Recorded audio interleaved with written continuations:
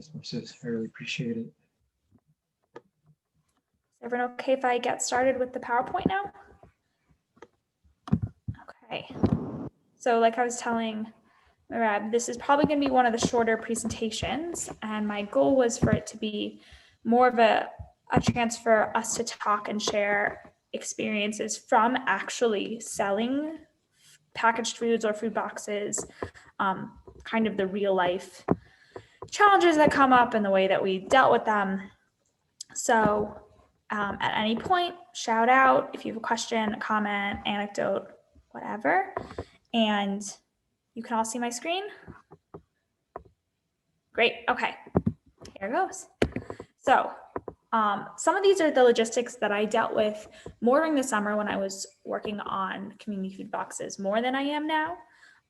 So again, a lot of this was, we were just started selling community food boxes. How are we gonna get them out? We made changes as we went, and some of the lessons we learned. So I'm not gonna go deep into payment. We talked about it in previous sessions, but just one thing to note, when someone's actually bought your food box, is that if you're offering them more than one way to pay for it, you wanna make sure you keep track of all those different methods of payment so that you have records, especially when you're putting it all together and you're like, okay, how much money am I making? How many boxes am I actually delivering? So keeping track of the different payment systems, whether you use Square, PayPal, Venmo, it helps to kind of create a master list for yourself. So we used Excel. We would download the orders we got from Shopify, which I don't think any of you are using Shopify, but you can do that from Square. And we would then kind of reorganize on the sheet to figure out the order we were delivering in, making sure if we had any allergies, just kind of double checking our order numbers. So if you're using Venmo or Square, there's ways that you can, there's tutorials on their website for how you can more in depth look at the purchases and keep track of those orders.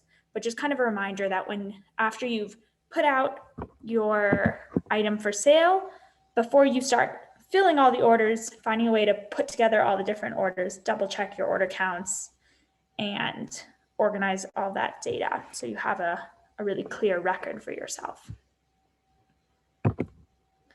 So I know, Miko, you've done pickups from Square Kitchen, and Mareb, I believe you've done some more deliveries. So it's up to you whether you want to have the customer come to you or deliver to them. In the beginning, we did deliveries, and then we switched to doing pickups because it was a lot of logistics. So I wanted to let you know the way that we had ordered the deliveries, because we had different volunteers who were delivering the boxes, and we wanted to give them the most efficient route possible. So what we did was we used MapQuest.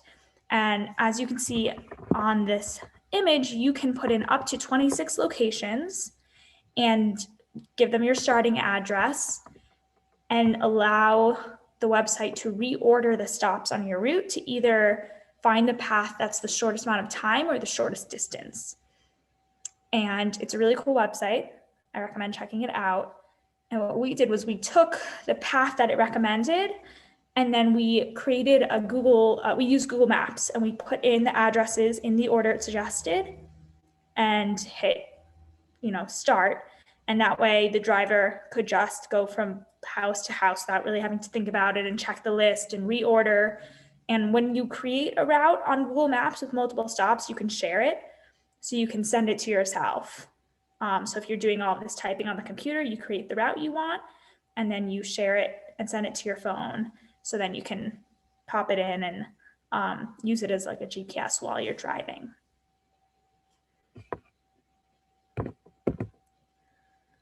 So that's all we had on delivery routes.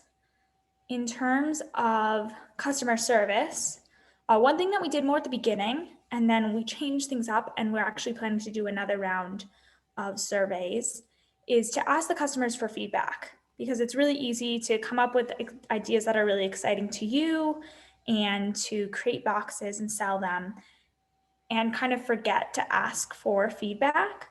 No one wants to do a long survey. We get so many emails asking us for surveys. But if you can get your customer to just answer like 2 or 3 questions, what was your favorite item? Did anything go wrong? What do you want to see? That can help you really like focus your next product on what your customers want. And especially if someone responds and tells you about a complaint they had, follow up personally, because when order numbers are really small, it is realistic to be able to spend 5 minutes on the phone with a customer. And especially, like I'm saying, people get all these emails asking for surveys. There's so much automated customer service nowadays that when you have that human touch, it makes a really big difference. And I've sat in on 2 or 3 conferences, multiple webinars with different entrepreneurs around the country who have pivoted to food boxes. And I have included links to 2 of those webinars in the resources document. I'll point them out a bit later. But multiple entrepreneurs mention the importance of that personal customer service when you're a small business. And so it's easiest to talk to the people who are complaining because something went wrong. And that shouldn't blind you to all the people who are really happy about your product and loved it. But that's often the way to win a repeat customer. Can I jump in just with a couple things? Sure. I think my piece of advice as far as delivery or even just website interface is like, find a friend who likes you enough to roast you. Find your mother-in-law, ask them to order something off of your page, and then have them give you a ton of feedback. Because I found with surveys, I probably fill out 1 in 100 surveys that are sent to me, and it's only when something goes super wrong and I'm like furious. Oh, sorry, I'm running late. That's okay, Kathy. We'll have the recording so you can catch up later. We're just talking about customer service. Mm-hmm. So, a lot of times I think, and especially with a delivery route, something like this, it might make sense to me, my like interface, what time you'll be getting delivery, stuff like that. Find someone who will be honest with you and go with that. And just a note on customer service, in all the classes I've done on marketing, all my research, consistently all you hear is that the best way to market your business is to have friends tell their friends. Have organic marketing where people are so excited about your product that they tell other people. And I can't tell you how much of a difference it makes for me when like a real person is answering my emails. A real person cares that I had a good experience. So it's a great way to turn someone's maybe negative experience or something didn't go quite right and make them like stoked on your product. So I was wondering if any of you had an experience you wanted to share with a customer that was really negative or really positive, and maybe how you changed your product or result or just dealt with that individual. because customer service. I can, go ahead. Go ahead. Sorry. I can't see what's happening, so, but I had something I wanted to share. This is Marab. Can you hear me? Yes, go on ahead.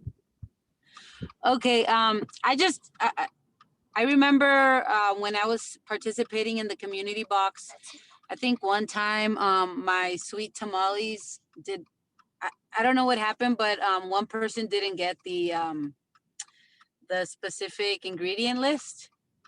And so the customer called me and but I missed the call, and then I quickly heard the message and called back, and I was able to quickly just text her the ingredients, and I still checked with Cameron, and he also emailed her and apologized. But I think I was a little afraid. I'm like, okay, this is gonna be the last time this person orders from me. And actually, she's one of my frequent customers now. So I just wanted to share that.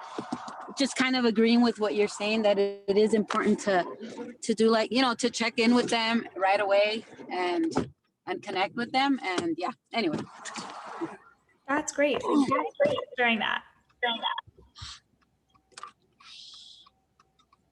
And we definitely have made mistakes and contacted customers. We dropped something, we gave you a vegetarian box, we must give you a meat box. And that's one of my hopes by running this workshop series and trying to encourage everyone to sell their own box is that, when you don't have a middleman, that makes it even easier to be in control of every part of the process and be there to respond when the customer has questions or concerns or compliments. Like we'll bring the food box out and they're like, this is so delicious, thank you. And we're like, don't thank us, pass it on. So I think my previous roommate actually ran a food business, and she talked about how much she loved doing the actual handoff of the product, especially during COVID, where she got to actually talk to her customers.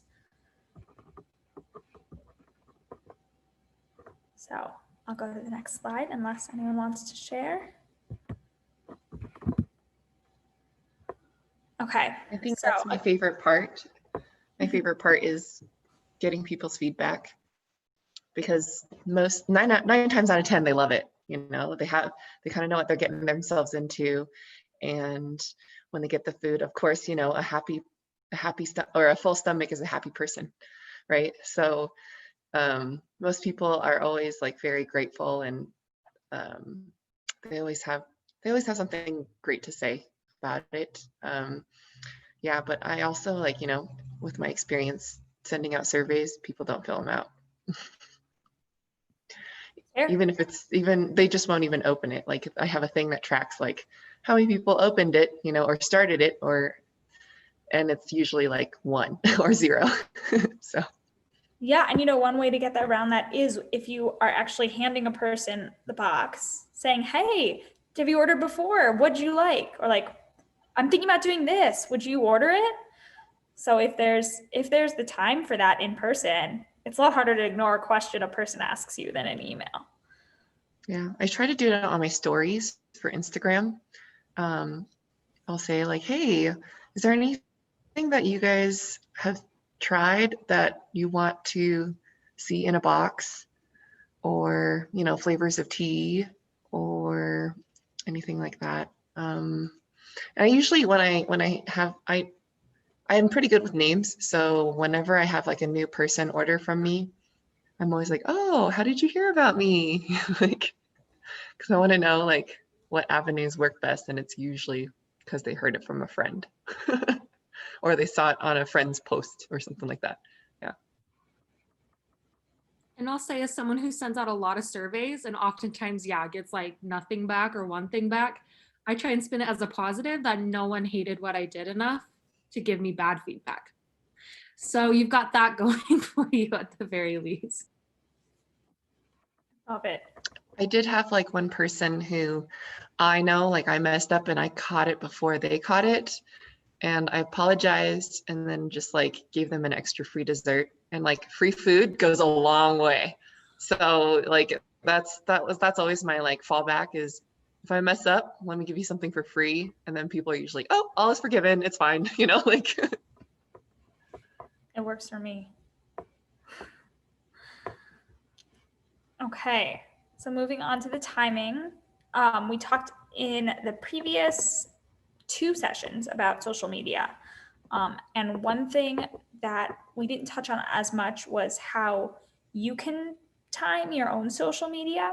And so, like I mentioned, one of the seminars I did, which was by Toast, was about social media strategy. And I'm going to let her do the talking. You can click on the link and watch it or look at the slide deck. But one of the points she made was about the timing of when you post. So we talked about how the algorithms account for the words you tag your post with, or once someone shared it, it's more likely to pop up for somebody else. But also what time of day you choose to post can affect how many people see it. And for yourself, you can schedule those posts ahead of time. We find that the longer we give people to order, the more people who do order. I think there's certain people who are going to think 2 weeks ahead of time and order 2 weeks ahead of time, and certain people who are always going to do it at the last minute. But by putting it up 2 weeks ahead of time, you do capture those people who like to plan ahead. And if you only post your box for sale 1 week before you're actually going to sell it, and then you have to close it, 2 days before you're selling it, that only gives a few days for people to order. So you could still have limited edition items or one time only flash sales, but we found that by giving people more time to buy, more people did buy. But the opposite actually happened in terms of pickups, where I think, Mika, you talked to Cameron about this, where having a really long pickup window actually meant more people forgot. And it was really annoying for us because you have to be there and you're sitting there and what are you doing? And can you keep the food at the right temperature if you've already put it in the box? So having a long time window for people to order, but then a short pickup window was kind of the best timing strategy. So I have a question for you, my dear. So is there a time for pickup or it's every day? So I wish we had enough orders we could do pickups every day, but we had the food boxes for sale once a week. So the pickup was, now it's Okay. around 1.5 hours, but 1 day a week, pickup at this time. Does Okay. anyone else have different experiences with schedules they want to talk about? I'm good. Okay. I can add in, Square does have pickup options for when you're selling a food box through Square. And I like it because people have to select a pretty specific 15-minute window. I agree that if you say, you have 5 hours, or that's probably too long. But if you have a long time to pick it up, people are gonna go like get their groceries, do all this other garbage before they come get it, and then you wasted half your day. So using something like that to have a specific time they have to come get it just kind of motivates your customer to stick to your schedule and saves you some time. I think the hard part is with Square. I think I had mentioned this previously, is if your location has hours that are more than just the pickup time, then by default, it'll set it to like whatever your default is like 2 business days to prepare or something like that. So they have to go in and change that time in order for you to be able to have like a more accurate reflection of what time they're coming. And I think 75% of people don't do that. Does that make sense? So maybe a follow-up required is someone orders, and if they have that unreasonably long window because they didn't go in and change it, sending a follow-up text. Yeah, so I mean, I think most people kind of know that it's, well, a lot of people asked later on saying, oh, is this actually this Saturday? But I thought the flyer said next Saturday. And it's like, well, I'm open this Saturday too, but yeah, the pickup event isn't until next Saturday. So it can get kind of confusing. But if people aren't like, if you're not getting like a steady stream of orders for pickup, then, if you set it at, like Saturday at 11 o'clock, then the nice thing about Square is that you can limit how many people are scheduled within a time period, like Claire was saying. So like, if it's just you and you can only manage 10 orders every 10 minutes, then once 10 orders hit, it'll move from 11 to 11:10 and then 11:20. So Square does not have a great way to navigate what you were mentioning, like pickup event versus otherwise. The best solution I could find, and this was not something I'm super stoked about, but it could work, is to have technically 2 separate restaurants. Square makes it really easy to say you have 2 restaurants. So you could have, when people are checking out, say like event restaurant and then your regular hours. So it shows up that you have 2 different hours and it's still hosted within the same one Square website.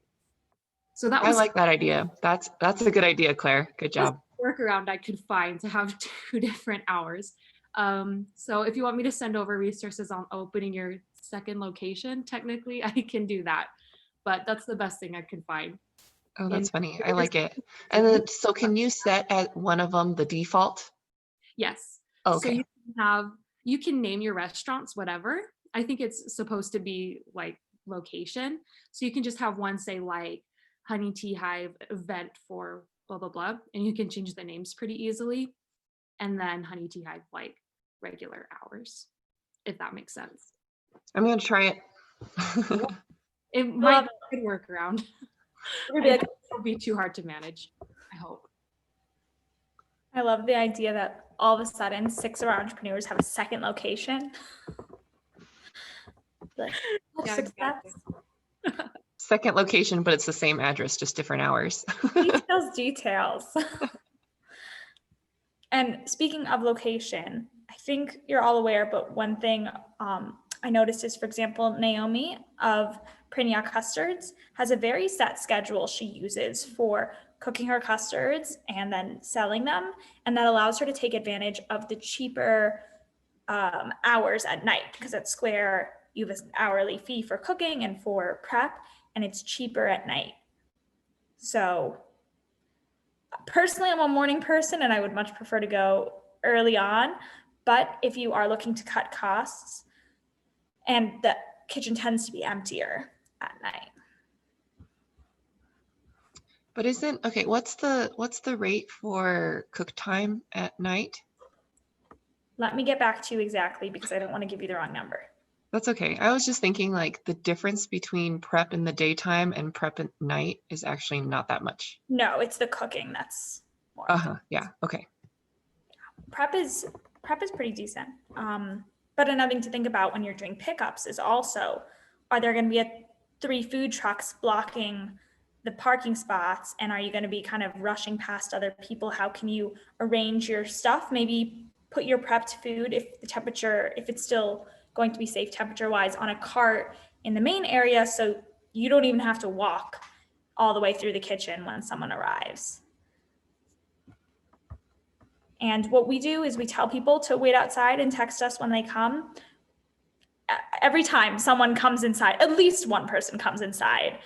And so we will still give them their food, but politely say, actually, our plan is usually for you to stay in your car. It's easier. We can bring it out to you next time, to try to encourage people to be a little more COVID safe. In my reminder, I put like, call me at this number. And I think, and actually it did work last time. Nobody came inside, which was nice. Yeah. Good. I think I included, yep. Here's some of the templates that we've used. This was when we were doing the drop-offs of the boxes, but we have a different reminder we use that's in the additional documents resource for pickups, where again, we tell people stay inside your car and call us or text us. I don't know if any of you have had trouble with Square's Wi-Fi. We have, so sometimes I'll actually do a hotspot on my phone just in case, so make sure I don't miss anything. Or trying to remember to just change the settings on my phone so it's extra loud, because as soon as we get a customer, we try to respond, your order will be out shortly. So even if you still have to put things in a box or a bag, they know that you know they're there.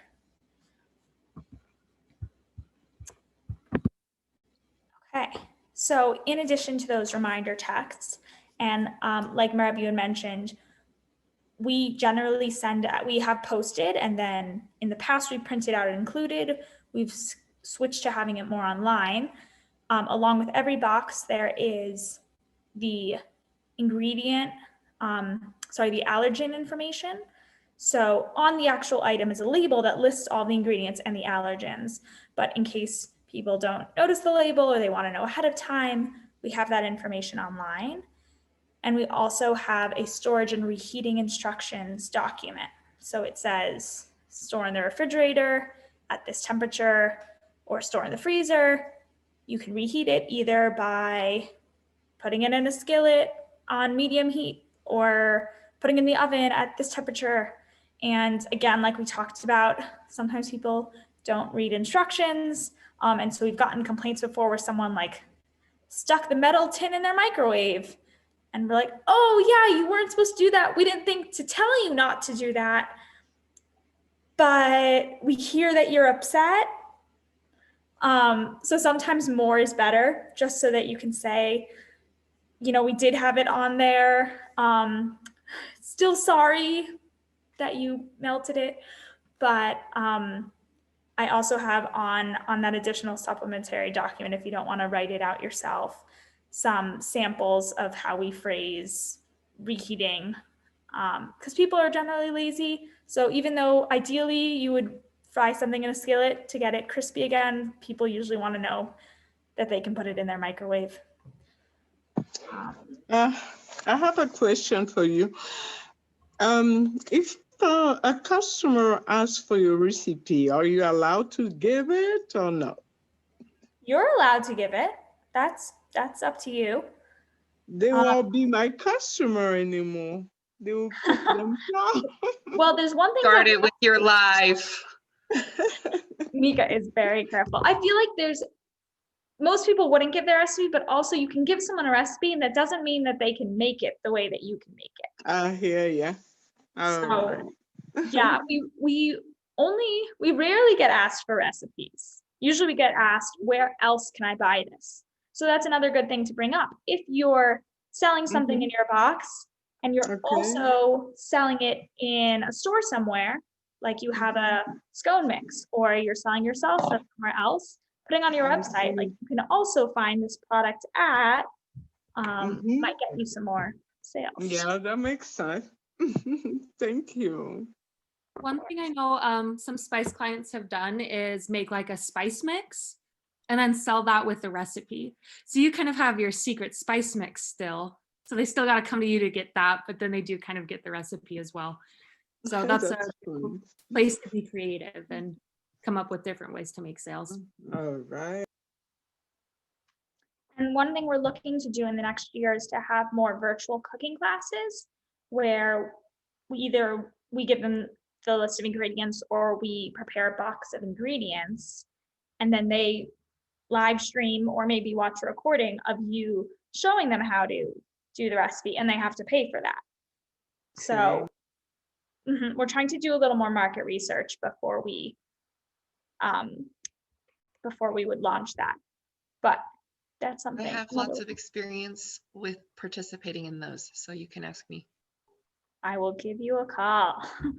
The first time, I think 3 weeks after I started working at Spice, they asked me to sit in on a cooking class to take notes. And I was like, my job is to take a cooking class for free. I love this. Okay, and so another thing I wanted to touch on, because it came up a lot in those webinars that I did, was about order fulfillment. And the bottom line is that you lose a lot of money when someone else delivers your food. And so for restaurants that are used to having higher order numbers and people are used to ordering, at random hours, it makes a little more sense. But it is an option, especially if you're looking to scale up. You've got things that are really popular and you just can't do the delivery yourself. So I included an article that's all about the different delivery options and their costs. And specifically, since you're already using Square, we wanted to point out that they do have the option of working with DoorDash, Postmates, and some other third-party food delivery services. So I think the next slide, yep. As you can see, there's both a monthly fee and individual delivery fees. And some of the articles that I read about having third-party delivery recommend that if you're going to use other delivery services, you don't offer all of your items through them. And maybe you don't even offer your most popular items because you really want people to order directly from you. But again, it's a pretty high cost you pay. And so I'm not sure if anyone has any experience using them and wants to share. But it's kind of I think it's more of a restaurant move than a small business move. One thing I would say is that when you're doing deliveries yourself, same as Claire said about selling first to someone who who will tell you the truth, it takes trial and error, specifically with packaging. And so the same packaging you use if you're handing someone food and they're eating it right there is not the packaging that's going to stand up to a car ride with random turns and stops. And so if you're doing delivery, taking a little time to test out different packaging and to kind of shake it around to make sure that your delicious sauce doesn't just leak through it's worth the time. If I That- can just chime in And- on delivery, For sure. I think it's a great option to keep in mind, especially as, you know, orders pick up and you're like, oh my gosh, I don't have time to go and do the 26 stops on my MapQuest. It'd be great to outsource this. And it's great that Square has that built in. But I think one of the biggest things about being a small business owner is being able to control your product. And this is going to sound angry because this just happened to me, like ordering from Grubhub and they leave it outside your apartment door. And now your food is freezing cold. And it's not the restaurant's fault that happened, but I'm mad at them, right? So it sounds like a great option, but I think just being able to keep your eye on things we've mentioned, like customer service, quality control, before moving to that step and kind of releasing some of that control you have over your own product. Yeah, and speaking of, because I started talking about this before, switching slides, when it's coming from another company like Grubhub or Postmates, again, that's another layer of distance between you and the customer. And so if you are doing that, it's more important than ever to have your brand all over that package. So if the guy's walking down the street carrying your food, even if you have your label on the food inside of it, wouldn't it be better if you have your label on the bag itself? So anyone who smells the delicious food as it passed by is like, where can I get that? And then like quickly looks you up. So I know that you're required to have a label for UDAP, but thinking about how you can maybe have a stamp or an extra sticker that you stick on the bag that's holding the product is another way to spread your brand. And encouraging our customers to post pictures of the product with the label in there is even better. I know Jackie said she's going to be working on looking for ways to do some more giveaways because it's easy. Like you're saying, everyone loves free food. It's hard to turn that into necessarily more orders. One of the business owners who was in a seminar I listened to would do a once a month, posting a new item and having a giveaway for people who put their name and tag 3 friends. And she found that it was absolutely worth it for her in terms of exposure. But I can't say that we have much experience with it, so I can't recommend it per se based on experience, but it is something to keep in mind if you're just trying to get people to share it with their friends. And the final idea that I heard that we haven't acted on, but if you're trying to maximize deliveries, rather than delivering house to house, maybe picking a hotspot, like there's a bunch of orders near 9th and 9th, or near Sugar House Park, and going there to do your pickups so that it's closer to other people, but it's still you're getting multiple customers at once. And maybe you're also, if you've got your branding, more people who are seeing you, and maybe you have a few extras in case someone decides at the on-site to order. Sounds like something that'd be much more appealing when it's nice out as opposed to winter, but that was an idea that was mentioned. And I think they actually mentioned in the context of having the neighborhood targeting neighborhoods themselves. So trying to contact a neighborhood association and saying, hey, do you want me to do a delivery in your neighborhood? Spread the word. If you get 25, I'll XYZ, or I'll only come if there's 20 orders. So those were just some additional ideas. And I think, yeah, that's the end of what I have for today. Does anyone have any questions, thoughts they want to share? Just with the neighborhood pickup, I befriended a girl who has a big following in Payson, and she started sharing about my salsa, and I had like instantly had over 100 followers. And I've already been twice to Payson. What I do is I pre-sell, like I do like a flash sale for Payson, and then they have to pay for it and or order before, and then I set a date and time, and then just a common location is like a Payson market. And I just kind of followed what she told me, and then I just parked there, and instantly like everyone just started arriving for their orders. So just I so after that experience, I've kind of wanted to do something like that locally, like maybe, you know, in Sandy or West Valley or something like that. So yeah, just kind of wanted to add to that, to the idea you shared, that it does work. Awesome. I'm so glad you said that, because this is something that I thought about at the beginning of the year, and everyone was like, you can't do that because then you're distributing in a public place and you have to get like city permits in order to do like it at a park, or, you know, like if it's like somebody's parking lot, you have to get permission from them. And so then I was like really discouraged to even try that, because for mine, I was like, oh, wouldn't it be fun to do like picnic boxes at the park? But then they were like, well, you can't really distribute unless you get a $75 a day permit, blah, blah, blah, blah. So I'm glad to hear that it's worked for you. That's an awesome idea. You should look into it, because I like parking in Sugar House Park, and you know, families that are already planning to go and already paid for their box. I don't know. That would be awesome. I think you should still. I mean, I don't know. I was told you could meet people in a location, so I don't know if it's different like at a park. I wouldn't think it would be, but I mean, maybe just for your safety. I don't know. Maybe that's something Annette can tell us about. I can certainly look into it. I know it's different if you're in like publicly owned land versus, for example, if someone lets you park in their driveway.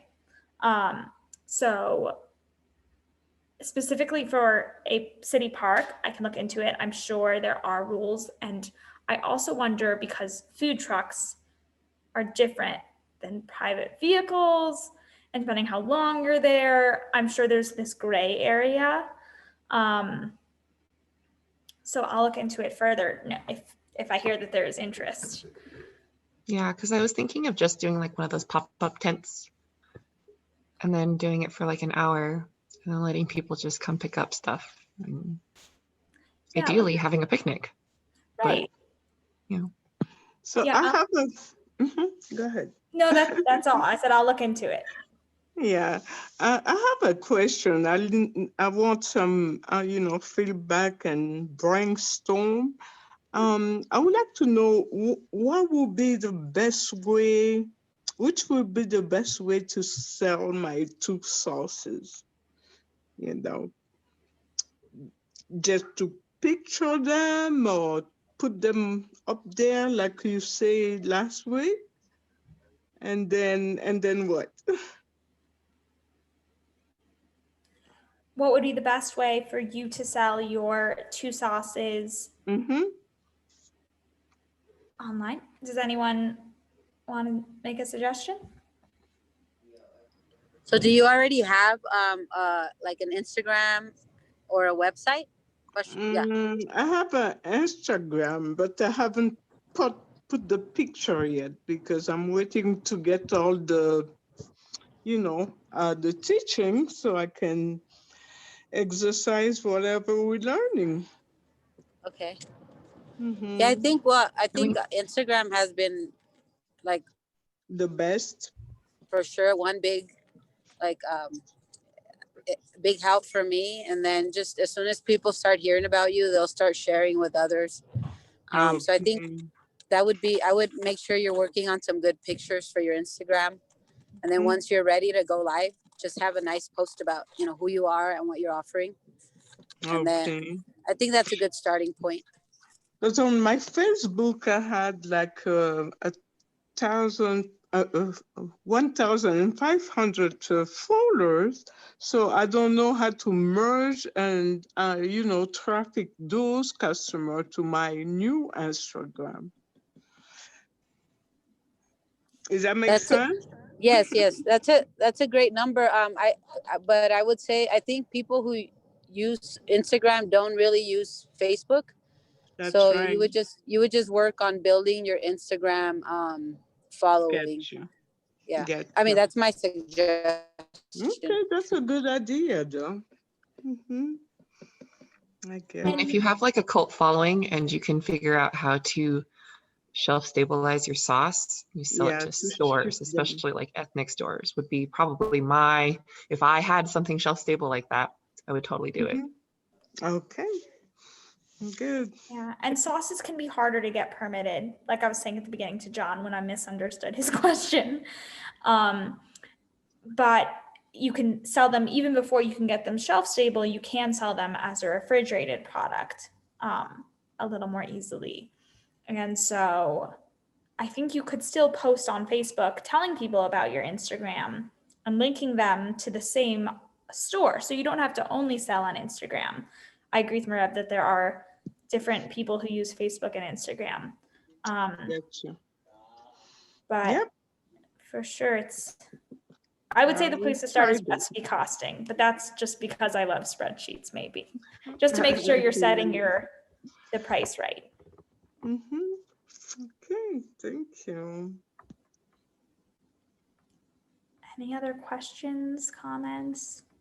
I have a question in regards to the branding. Where do I get like a template for the ingredient list that I could put onto my product, as well as finding the proper sticker or label maker for my logo to stick on everything? Because if I go online, it's like $80 for like 200 stickers. And I'm like, that doesn't sound right, but they're high quality stickers. Or should I buy a printer? Is that more cost effective for me, or all these other stuff? So I'm kind of at a loss trying to brand my stuff. So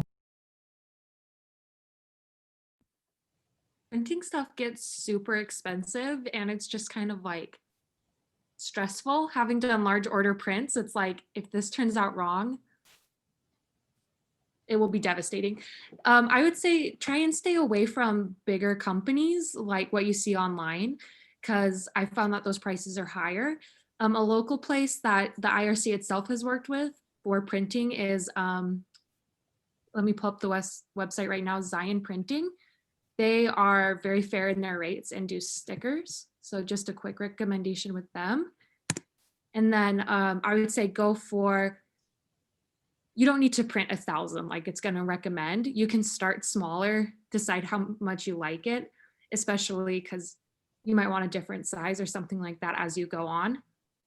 Having been someone who's printed 500 of something and then realized I could have started with 50 and made it perfect. So putting in a smaller order at a local place to start is usually better.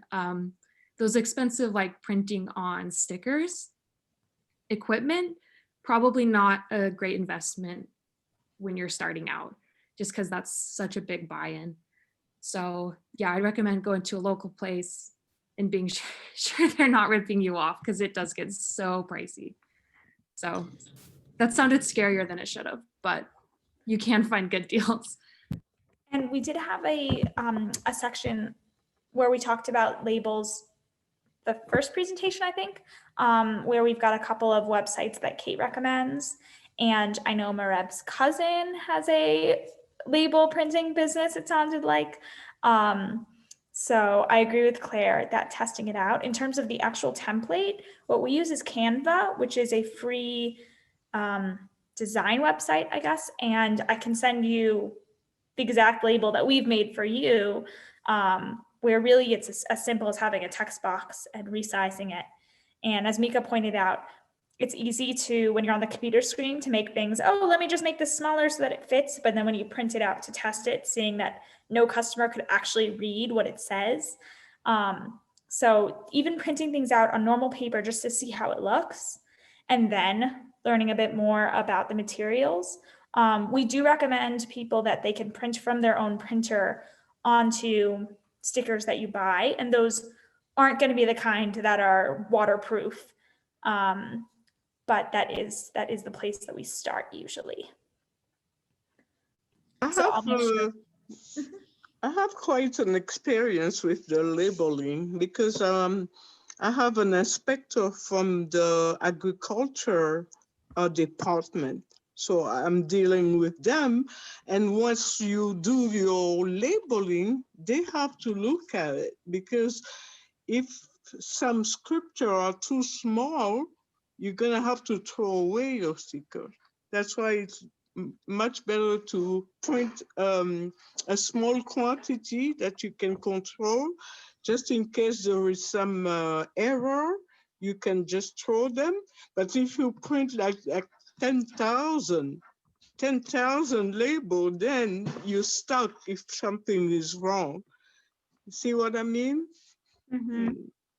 Like for my pili pili sauce, I used to print it at my restaurant, but now I don't have my restaurant anymore. I have to change the address to the Square Kitchen.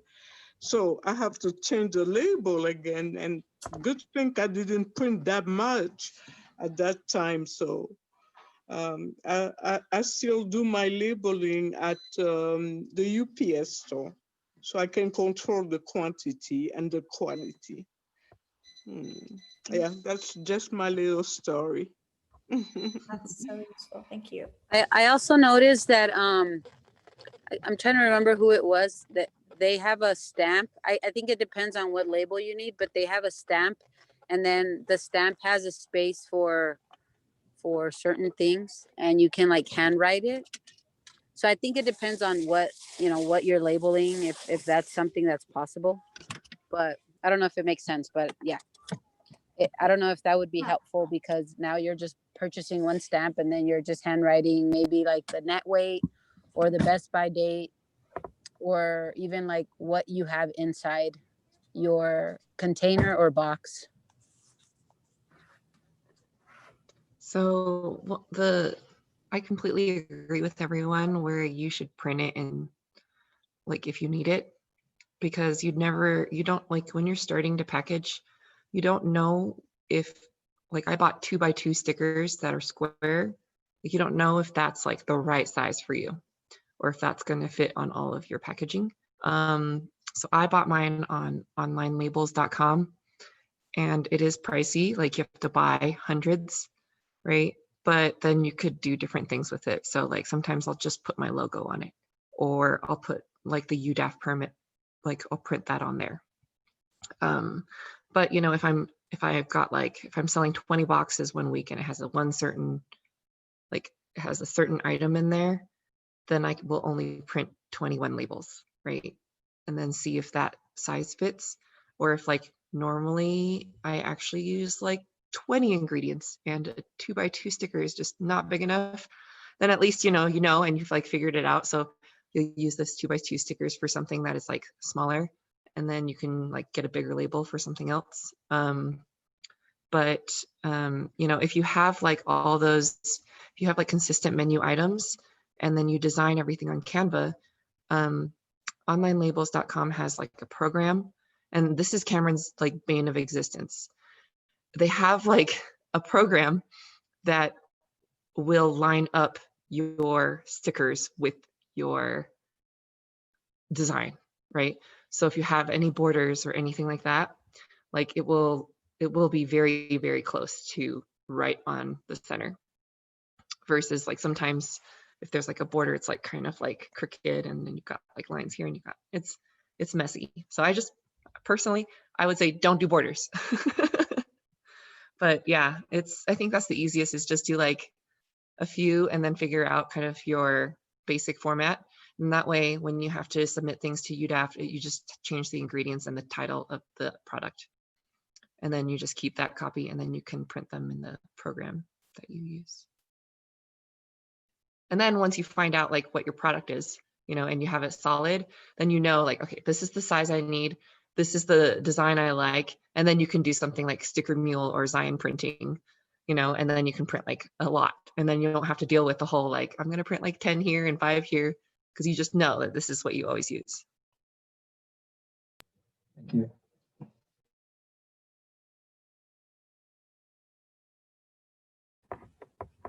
All great advice. it's 6:30, which was the intended end time. So unless anyone has any other questions, Jackie requested I take a screenshot of everyone in the workshop. Exactly. However serious you want to be taking notes or just smiling to prove we did it.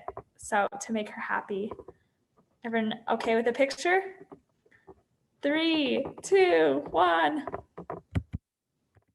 Great. Let me make sure I actually got it the way I thought I did. Done. Fantastic. Thank you all.